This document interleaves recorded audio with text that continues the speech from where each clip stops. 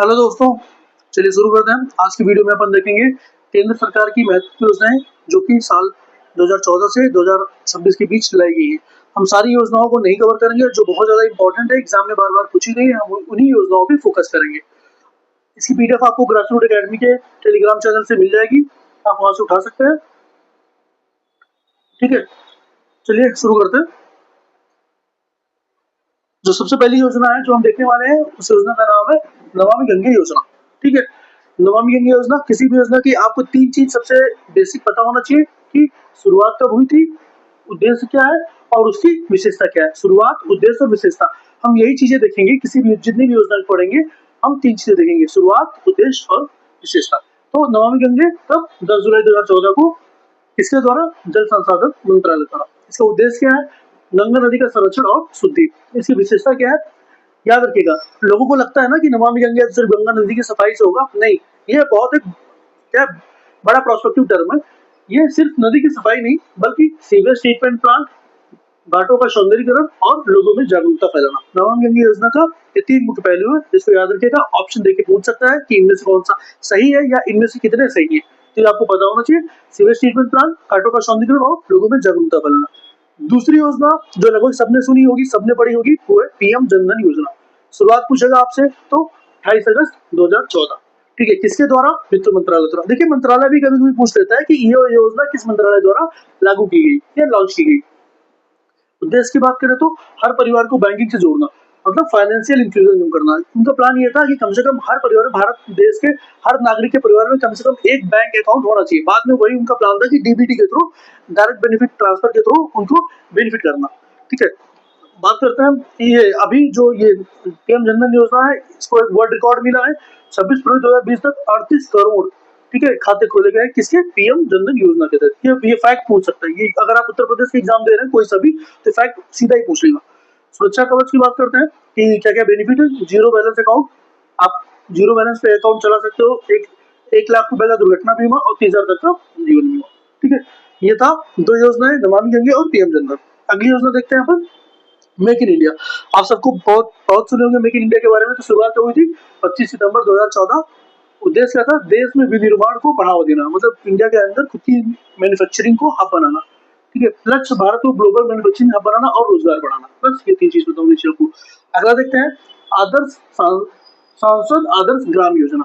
ठीक है, क्या था कि जितने भी सांसद हैं देश के, उन्होंने कुछ गांव को गोद लिया था और उसको आदर्श ग्राम बनाना था। तो ये इनिशिएटिव था। शुरुआत 11 अक्टूबर 2014 को जयप्रकाश नारायण जी का जन्मदिन मनाया जाता है। ठीक है, और जिस दिन उनका जन्मदिन मनाया जाता है, ये भी पूछ सकता है कि जिस दिन, मतलब ये वाइस वर्षा भी पूछ ही सकता है। ठीक है, कि 11 अक्टूबर के उपलक्ष्य में क्यों सांसद आदर्श ग्राम योजना की शुरुआत की, क्योंकि इस दिन जयप्रकाश नारायण जी का जन्मदिन था।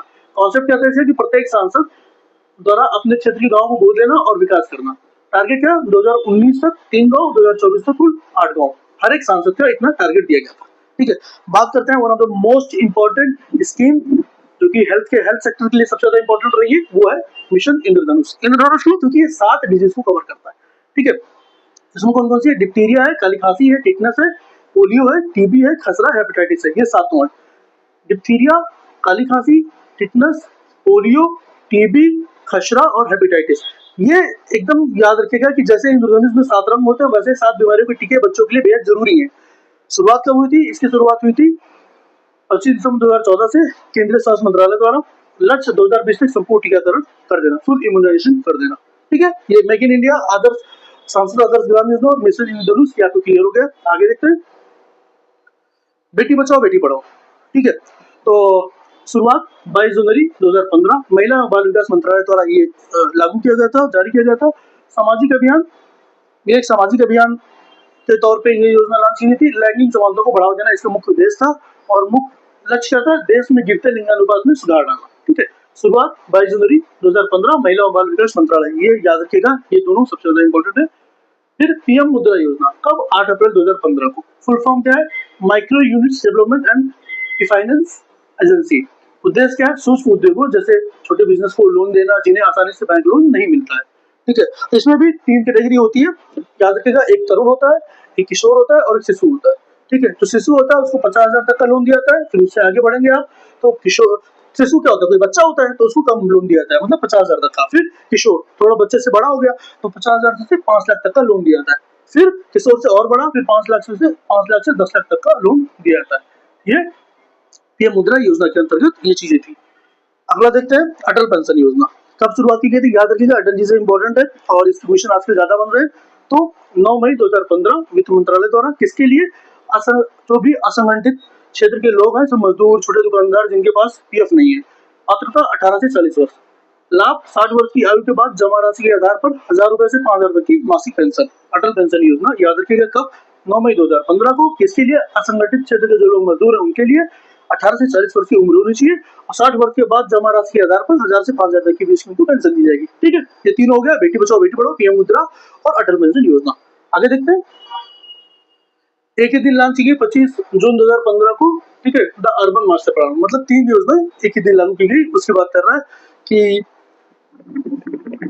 ये कोई मतलब ये एक प्लान के हिसाब से लागू की गई थी। सबसे पहले देखते हैं बेस लेयर फाउंडेशन अमृत योजना, ठीक है, और उसी दिन लागू की गई थी प्रधानमंत्री आवास योजना और उसी दिन स्मार्ट सिटी मिशन। ये तीनों एक ही दिन और एकदम पूरा प्लानिंग के हिसाब से की गई थी। अगर आप ऐसे करके याद करोगे ना कि 25 जून 2015 को तीन, ऐसे पूछ लेगा सीधा कि ऑप्शन दे देगा कि इनमें से कौन सी कब लॉन्च हुई थी और इनमें से कितने से, या फिर जून में 25 जून 2015 को कौन कौन सी योजनाएं लॉन्च की गई थी, ऑप्शन दे देगा कि 1, 2, 3 या ऑल ऑफ दिस। तो ये याद रखने में आसानी होगी। तो सबसे पहले देखते हैं बेस लेयर फाउंडेशन अमृत योजना। ठीक है, फुल नेम इसका क्या था, अमृत का Atal mission for regeneration urban transformation. Focus क्या है, बुनियादी जरूरतों, पानी की सप्लाई, सीवेज ट्रीटमेंट, 500 शहरों को न्यू मजबूती करना। ठीक है, फिर जो मिडिल लेयर की ये बात करते हैं, ये बुनियादी मजबूत है, पानी तो। उसके बाद प्रधानमंत्री आवास योजना, फोकस मानवीय शहर 2022 तक 2 करोड़ नए घर बनाना। ठीक है, क्या था, लोगों को पहले उनका घर देना, पहले पानी दो। ठीक है, ये क्यों एकदम बेस्ट, सबसे पहले उनकी पानी की जरूरत पूरा होगा, फिर घर। ठीक है, इम्पैक्ट क्या होगा, नागरिकों को सर पर छत, सुरक्षा और सम्मान देना। उसके बाद स्मार्ट सिटी मिशन, फोकस 100 शहरों को इंटीग्रेटेड प्लानिंग करना था और किसके पार्टनर से, सिंगापुर के पार्टनर से, सिंगापुर देश के सहयोग से इसको डेवलप करना था। तो ये तीनों एक ही दिन लॉन्च की गई थी। ये याद रखिएगा कौन कौन सी थी, अमृत योजना, प्रधानमंत्री आवास योजना और स्मार्ट सिटी मिशन। ठीक है, और इसके क्या उद्देश्य थे ये भी याद रखिएगा और ये क्यों इस फॉर्म में अरेंज किया गया है। ठीक है, ये बेसिक नीड है, फिर ये लोगों की छत होनी चाहिए, फिर स्मार्टनेस तो बाद में आएगी। तो बस ऐसे याद रखिएगा। आगे देखते हैं अगली योजना digital India mission. Digital India mission कब आया था, 1 जुलाई 2015। ठीक है, उद्देश्य क्या था, सरकार और आम आदमी के बीच टेक्नोलॉजी का पुल बनाना, डिजिटली कनेक्ट करना। ठीक है, द गेम चेंजर की बात करते हैं तो जो जनधन खाते अभी अपने पिछले देखा था और डिजिटल इंडिया मिलकर DBT, direct benefit transfer, subsidy सीधे किसान आए, आज जो भी किसान आए होते हैं उसको डीबीटी के माध्यम से किसानों के अकाउंट में भेजना। नतीजा कोई बिचौलिया नहीं और सिस्टम से लीकेज बंद हो गई, करप्शन बंद हो गया। जो भी इसके टारगेट था वो टारगेट को पूरा किया गया। ठीक है, और स्किल इंडिया मिशन की बात करते हैं, कब लॉन्च किया गया, स्किल इंडिया मिशन 15 जुलाई 2015 को लॉन्च किया गया। स्किल इंडिया मिशन का लक्ष्य क्या था, 2022 तक करोड़ों युवाओं के हाथ में हुनर देना, जैसे कि plumbing, coding, data entry, etc. सोच में बदलाव, सिर्फ डिग्री नहीं, हुनर को सम्मान मिलेगा। सिर्फ डॉक्टर इंजीनियर ही नहीं है, एक कुशल वेल्डर भी, कोई बढ़ई भी, सबको सम्मान मिलेगा स्किल इंडिया के तहत। चुनौती क्या थी इस चीजों को लेके, अब बताइए, डेवलपिंग इकोनॉमी है इंडिया, तो क्या क्या चुनौती आ सकती है वो बस एक लाइन में लिख दिया हूँ, देख लीजिएगा कि अर्थव्यवस्था उस रफ्तार से नौकरियां पैदा नहीं कर रही है जिस रफ्तार से युवा ट्रेन हो रहे हैं। तो ट्रेनिंग की क्वालिटी और जॉब मार्केट के बीच में संतुलन बनाए रखना, मतलब लोगों को अच्छा ट्रेन करो जिससे वो अपनी रोजी रोटी चला सके। जरूरी नहीं है कि सबको जॉब मिल जाए, हर कोई इंजीनियर डॉक्टर भी बन पाए। ठीक है, तो इसीलिए यह मिशन लाया गया, स्किल इंडिया मिशन का 15 जुलाई 2015। ठीक है, तो इस पीरियड में अपन ने देख लिया, डिजिटल इंडिया मिशन देख लिया और स्किल इंडिया मिशन देख लिया। आगे देखते हैं दीनदयाल उपाध्याय ग्राम ज्योति योजना। ठीक है, दीनदयाल उपाध्याय ग्राम ज्योति योजना कब आई थी, 25 जुलाई 2015। लक्ष्य क्या था, देश के हर दूर दराज गांव तक बिजली पहुंचाना। ठीक है, ये ग्राम ज्योति योजना, ज्योति क्या होती है, ज्वाला, बिजली पहुंचाना। ठीक है, असर सिर्फ घर में बल्ब नहीं चला, बल्कि आटा चक्की और पानी टंकी के पंप चले, स्वास्थ्य केंद्रों में फ्रिज चले, ठीक है, सुरक्षित रखने के लिए। मतलब अब आप कोई भी ग्रामीण लेवल पे आप कोई योजना चलाते हो तो उसका सिर्फ एक ही इम्पैक्ट नहीं होता है, बहुत सारे इम्पैक्ट होते हैं। तो ये बताया गया कि गाँव तक जब बिजली पहुंची तो बहुत सारे बेनिफिट हुए, जैसे कि होता है ना, जो सीएचसी होती है वहाँ पे टीके वगैरह रखने के लिए फ्रिज चलना, सुचारू रूप से काम करना, और आटा चक्की पंप चलना, पानी के पंप चलना, और डिस्टिल यार्ड करना, अपन ने पीछे वाले वीडियो में देखा था। तो ये सब तो आईडी रहेगा। अगली योजना देखते हैं सागरमाला परियोजना, कब, 21 जुलाई 2015 को। थीम क्या थी, पोर्ट लेड डेवलपमेंट, बंदरगाह आधारित विकास। कार्य, बंदरगाहों को आधुनिक बनाना, उन्हें बेहतरीन सड़कों और रेलवे लाइन से जोड़ना, इसका लाभ क्या होगा? लॉजिस्टिक कॉस्ट घटेगी, मेड इन इंडिया सामान दुनिया में सस्ता और प्रतिस्पर्धी बनेगा। ठीक है, सागरमाला परियोजना क्या था? Port lead development. सीधा सा पूछेगा है क्या ये? पोर्ट लेड डेवलपमेंट है, 21 जुलाई 2015 को है। बंदरगाहों को आधुनिक बनाना, ये याद रखिएगा। ठीक है, और उन्हीं बंदरगाहों को बेहतरीन सड़कों और रेलवे लाइन से जोड़ना, जिससे कि मेड इन इंडिया का कॉन्सेप्ट आगे बढ़ेगा। अगला देखते हैं, यह उदय योजना जो 5 नवंबर 2015 को शुरू किया गया था। फुल फॉर्म है उज्जवल डिस्कॉम एश्योरेंस योजना। किसके द्वारा? विद्युत मंत्रालय द्वारा। ठीक है, मरीज भारी घाटे में चल रही सरकारी बिजली कंपनियों के लिए ये शुरू किया गया था उद्यम योजना। किसके लिए? जो जिनको बोलते हैं ना कि एनपीए है, डेब्ट हो रही है, जो कंपनियां मरीज हो चुकी है, भारी घाटे में चल रही सरकारी बिजली कंपनियों को राहत देने के लिए उद्यम चलाया गया। उद्देश्य क्या था? कंपनियों को घाटे से निकालने के लिए। फैक्ट, सुधार को अपनाने वाला पहला राज्य में झारखंड बना। क्वेश्चन ये पूछ लेगा कि जो उदय योजना है, उदय योजना को अपनाने वाला पहला राज्य क्या था? झारखंड बना। ठीक है, अगली देखते हैं, श्यामा प्रसाद मुखर्जी रूरबन क्यों लिखा है? Rural plus urban mission. ठीक है, श्यामा प्रसाद मुखर्जी रूरबन, रूरल मतलब रूरल प्लस अर्बन मिशन, तब 22 फरवरी 2015 को। कॉन्सेप्ट क्या था? Rural plus urban. मंत्र क्या था? गांव की आत्मा, शहर की सुविधा। रणनीति 3 गांव को क्लस्टर का विकास, सड़कें, डिजिटल कनेक्टिविटी, स्वास्थ्य केंद्र को डेवलप करना। मुख्य उद्देश्य क्या था? बेहतर जीवन के लिए गांव में शहरों की ओर पलायन। ठीक है, माइग्रेशन को रोकना। लोग क्या होता है कि गांव में कोई सुविधा मिल नहीं रही तो लोग शहरों की तरफ मूव कर रहे हैं, तो रूरबन का प्लानिंग क्या था कि उसको गांव की तरफ रोकना। ठीक है, अच्छी सुविधा देखिए, बेहतर जीवन के लिए गांव में माइग्रेशन को रोकना। अगला देखते हैं, स्टैंड अप इंडिया कब शुरू किया गया? 5 अप्रैल 2016 को। मंत्रालय, वित्त मंत्रालय। ठीक है, किसके लिए? एससी, एसटी और महिला उद्यमियों के लिए। आर्थिक मदद मिलेगी। कितनी? नया काम शुरू करने के लिए 10 लाख से 1 करोड़ रुपए तक का बैंक लोन। ठीक है, अब अगला देखते हैं, सेतु भारतम योजना। सेतु भारतम योजना कब शुरू की गई थी? ये शुरू की थी 4 मार्च 2016 को।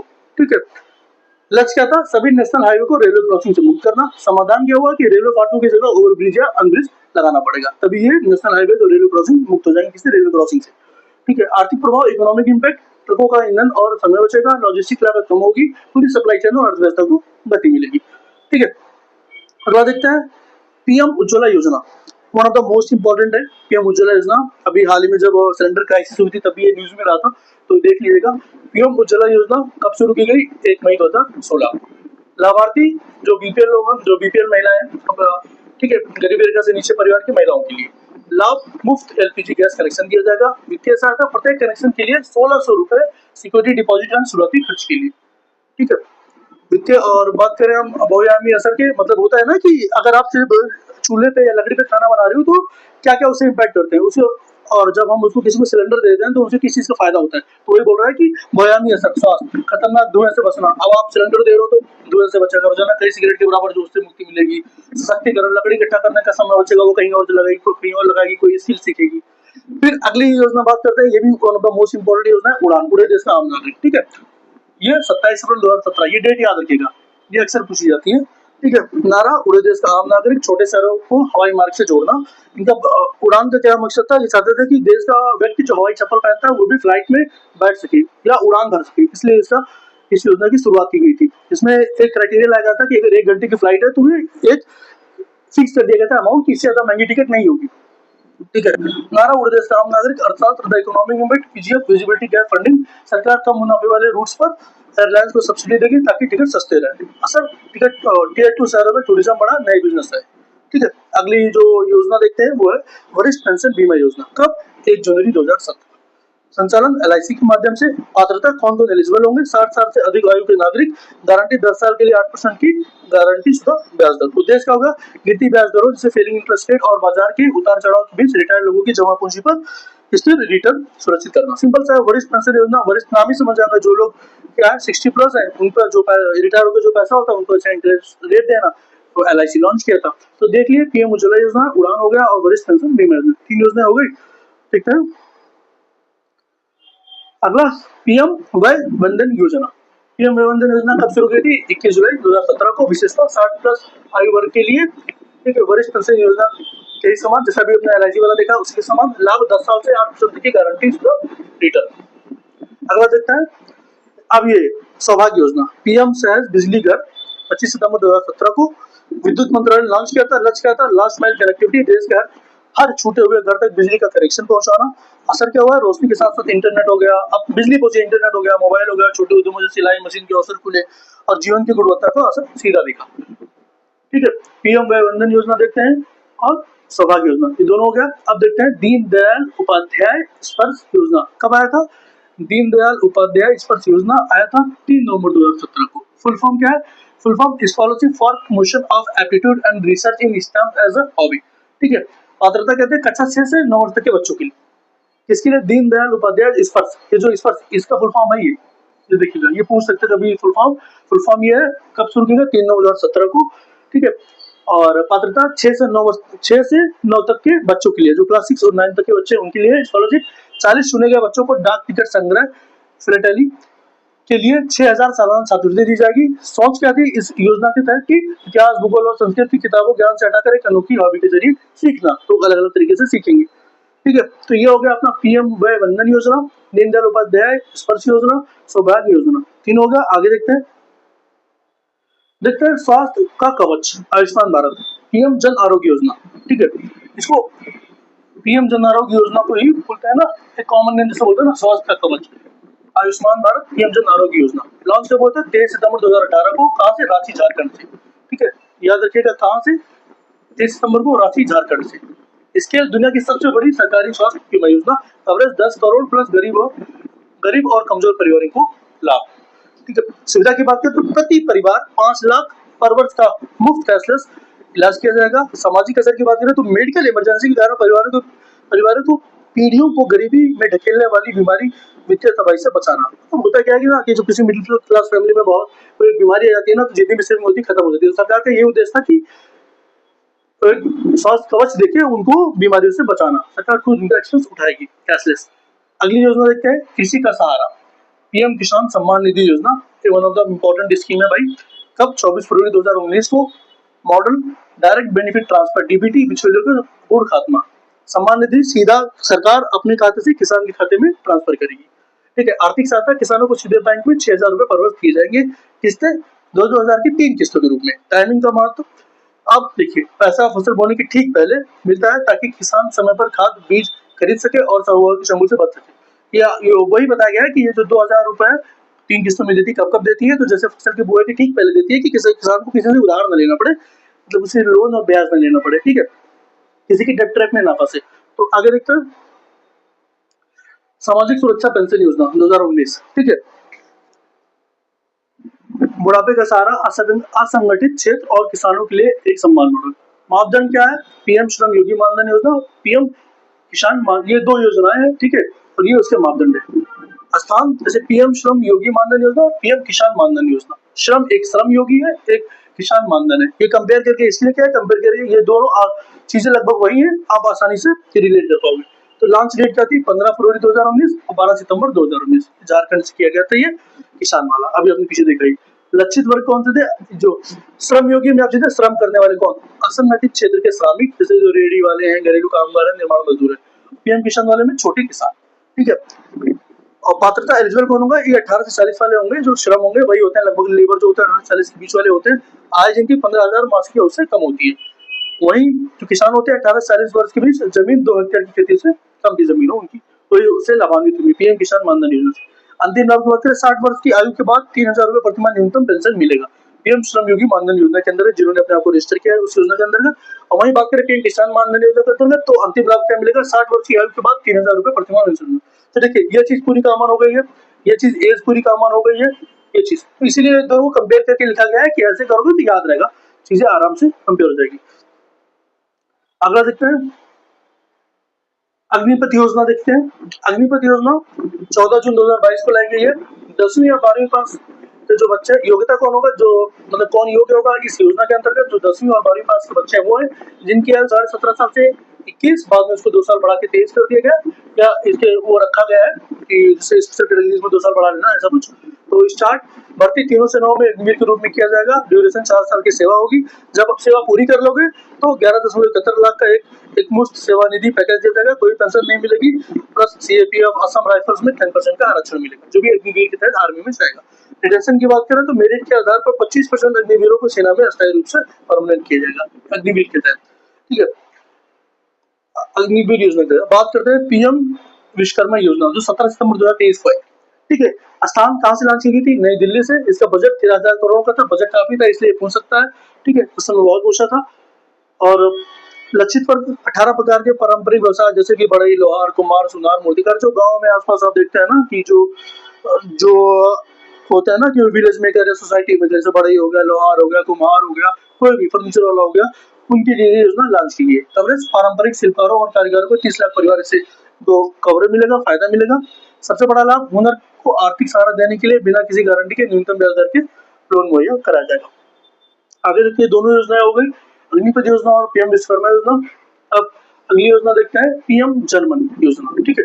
फुल पीएम जनमन योजना कब आई थी? 15 नवंबर 2023 को आई थी। 15 नवंबर क्यों? क्योंकि इसमें किसी महान ट्राइबल लीडर का जन्मदिन है, तो आप कमेंट करके बताइएगा कौन है। फुल नेम बात करते हैं, प्रधानमंत्री जनजातीय आदिवासी न्याय महाअभियान, ठीक है। पीएम जनमन का प्रधानमंत्री जनजातीय आदिवासी न्याय महाअभियान, ठीक है। लॉन्च पीएम मोदी द्वारा खूंटी झारखंड में, क्योंकि वो झारखंड थे, ठीक है। जो नेता थे ट्राइबल्स के, वो झारखंड के रहने वाले थे, इसलिए उद्देश्य एक्टिविटीज जो है विशेष रूप से कमजोर जनजातीय समूह की सामाजिक आर्थिक स्थिति सुधारना, इसलिए लॉन्च किया गया था। इसके मिशन मूवमेंट 9 मंत्रालय मिलकर महत्वपूर्ण कार्यों पर फोकस करेंगे। अवधि 2023-24 से लेकर 25-26 में डेवलप करना होगा। सहकारी संघवाद की मतलब वही कोऑपरेटिव एडिशन की बात करें तो कुल बजट 24,104 करोड़ का होगा, जिसमें केंद्र 15,336 करोड़ देगा और राज्य 8,768 करोड़ देगा, ठीक है। दोनों का अपना अपना शेयर होगा। अगली योजना देखते हैं, पीएम सूर्य घर मुफ्त बिजली योजना, या फिर इसको सूर्योदय योजना। कब? 13 फरवरी 2024 को। लक्ष्य 1 करोड़ घरों की छतों पर सोलर पैनल लगाना। कितने? 1 करोड़ घरों की छतों पर सोलर पैनल लगाना। बजट 78,000 करोड़, अब तक का सबसे बड़ा बजट दिया गया था किसी योजना को। लाभ, हर परिवार को 300 यूनिट तक बिजली मुफ्त। सब्सिडी का प्रावधान ताकि सोलर पैनल आसानी से लग सके। अब देखो ना, आजकल गाँव में लोग बहुत ज्यादा सोलर पैनल लगवा रहे हैं। वो क्यों लगवा रहे हैं? क्योंकि गवर्नमेंट बहुत ज्यादा प्रोत्साहन दे रही है उनको लगवाने के लिए और हर चीज पे सब्सिडी दे रही है, इसलिए इस योजना को याद करना आपको थोड़ा आसानी होगा। और आसपास अपने गाँव में जहाँ भी रहते हो ऑब्जर्व करते हो कि लोग इतना ज्यादा सोलर पैनल क्यों लगवा रहे हैं, ठीक है। देखते हैं, दोहरा फायदा क्या है? डबल बेनिफिट, लोगों को बिजली का बिल कम होगा, देश में स्वच्छ ऊर्जा को बढ़ावा मिलेगा। आगे देखते हैं, बस हो गया। देखिए, ये जितनी भी योजनाएं हैं, ठीक है, चाहे वो पीएम जनमानस हो गया, पीएम सूर्य घर मुफ्त योजना हो गया, जितने भी पेजेस हैं, ये काफी इंपॉर्टेंट है। मतलब ये वही योजना उठाई गई है जो बार बार पूछी गई है, बार बार पूछी जाती है, बहुत रिलेवेंट है। तो इन योजनाओं को अपने से देखना पड़ेगा, एक बार 2 बार देख लीजिएगा ये वीडियो, इसकी पीडीएफ डाल दी जाएगी, ठीक है। बहुत ज्यादा योजनाएं नहीं है, लेकिन ये बार बार पूछी जाती है। एक में ये तो मैंने केंद्र सरकार की महत्वपूर्ण योजना ले, अगली वीडियो में उत्तर प्रदेश सरकार की महत्वपूर्ण योजनाएं लेके आऊंगा, जिसमें बताऊंगा यूपी सरकार की क्या क्या योजनाएं हैं, हाल फिलहाल 5 साल, 7 साल, 10 साल में आई है, ठीक है। तो अगली वीडियो में अपन वो देखेंगे। तब तक के लिए बने रहिए हमारे चैनल पे the grassroot academy. Please like, share and subscribe. Thank you very much.